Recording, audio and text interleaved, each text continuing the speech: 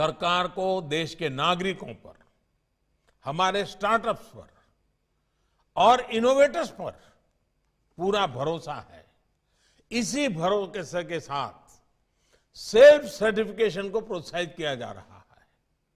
साथियों, बीते 6 सालों में आईटी इंडस्ट्री ने जो प्रोडक्ट्स, जो समाधान तैयार किए हैं, उनको हमने गवर्नेंस का महत्वपूर्ण हिस्सा बनाया है।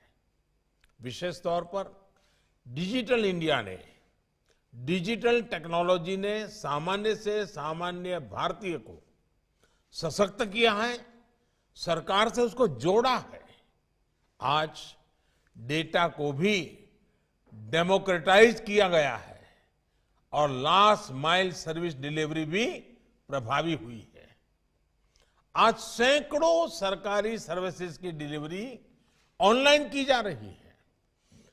गवर्नेंस में टेक्नोलॉजी के प्रभावी उपयोग से गरीब और मध्यम वर्ग को सुविधा के साथ साथ करप्शन से भी बड़ी राहत मिली है। हमारे फिनटेक प्रोडक्ट्स और यूपीआई जैसे डिजिटल प्लेटफॉर्म की चर्चा तो आज पूरी दुनिया में है। वर्ल्ड बैंक समेत इसके सामर्थ्य की चर्चा कर रहे हैं। कैसे 3-4 साल के भीतर भीतर एक हैवीली कैश डिपेंडेंट सोसाइटी, उससे हम लेस कैश सोसाइटी की तरफ मक्कमता पूर्वक बढ़ चले हैं, ये हमारे सामने है। जितना डिजिटल ट्रांजैक्शन ज्यादा होता जा रहा है, काले धन के स्रोत उतने ही कम हो रहे हैं। जेम ट्रिनिटी और डीबीटी के कारण ही आज गरीब के हक की पाई पाई उस तक बिना किसी लीकेज के पहुंच पा रही है। साथियों, ट्रांसपेरेंसी यानी पारदर्शिता गुड गवर्नेंस की सबसे अहम शर्त होती है। यही बदलाव अब देश की शासन व्यवस्था में हो रहा है। यही कारण है कि हर सर्वे में भारत सरकार पर जनता का भरोसा लगातार मजबूत से मजबूत हो रहा है। अब सरकारी कामकाज को सरकारी रजिस्ट्रों से बाहर निकालकर डैशबोर्ड पर लाया जा रहा है। प्रयास ये है कि सरकार और सरकारी विभाग की हर गतिविधि को देश का सामान्य नागरिक अपने फोन पर देख सके। जो भी काम हो वो देश के सामने हो। साथियों, गवर्नमेंट प्रोक्योरमेंट को लेकर पहले कैसे कैसे सवाल उठते थे, ये हम में से कौन है जो नहीं जानता है। हम भी तो चर्चा में वही बोलते थे, हम भी वही सुनते थे, हम भी चिंता व्यक्त करते थे।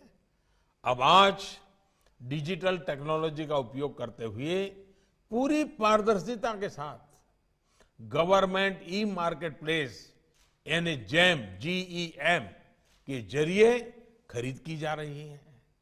आज ज्यादातर सरकारी टेंडर ऑनलाइन मंगाए जाते हैं।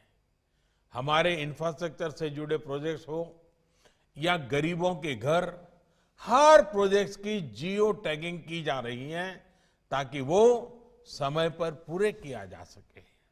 यहां तक कि आज गांवों के घरों की मैपिंग ड्रोन से की जा रही है।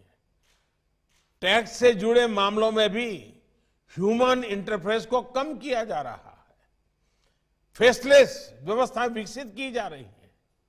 टेक्नोलॉजी से सामान्य जन को तेज, सटीक और पारदर्शी व्यवस्था देना ही तो मिनिमम गवर्नमेंट, मैक्सिमम गवर्नेंस, मेरी दृष्टि से वही उसका मतलब है।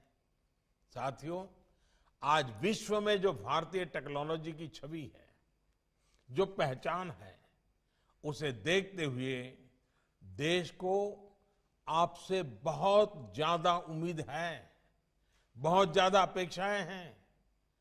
आपने ये सुनिश्चित किया है कि हमारी टेक्नोलॉजी ज्यादा से ज्यादा मेड इन इंडिया हो। मेरा आपसे आग्रह है कि आपके सॉल्यूशन में भी अब मेक फॉर इंडिया की छाप होनी चाहिए।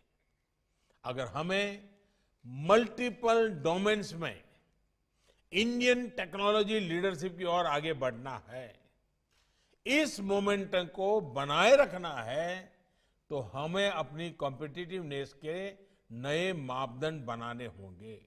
हमें अपने आप से स्पर्धा करनी ही होगी। ग्लोबल टेक्नोलॉजी लीडर बनने के लिए इनोवेशन और एंटरप्राइज के साथ ही भारतीय आईटी सेक्टर को कल्चर ऑफ एक्सीलेंस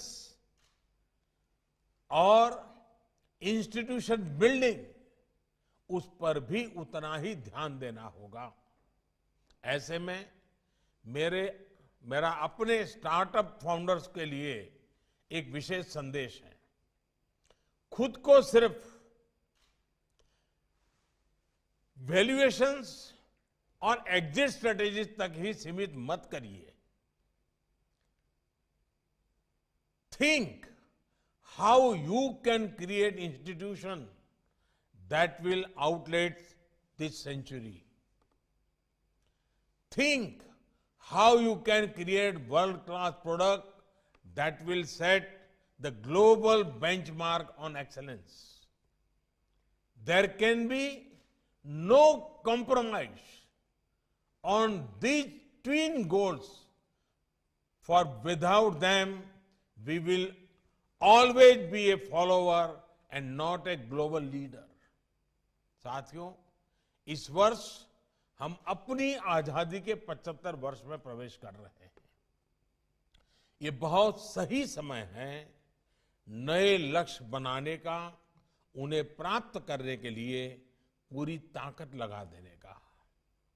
अब से 25-26 साल बाद जब भारत अपनी स्वतंत्रता के 100 वर्ष मनाएगा, जब हम सेंचुरी सेलिब्रेट करते होंगे, तब कितने नए वर्ल्ड क्लास प्रोडक्ट्स हमने दिए होंगे, कितने ग्लोबल लीडर्स हमने बनाए होंगे, ये सोचकर हमें अभी से काम करना होगा। आप लक्ष्य तय करिए, देश आपके साथ है। भारत की इतनी बड़ी आबादी आपकी बहुत बड़ी ताकत है।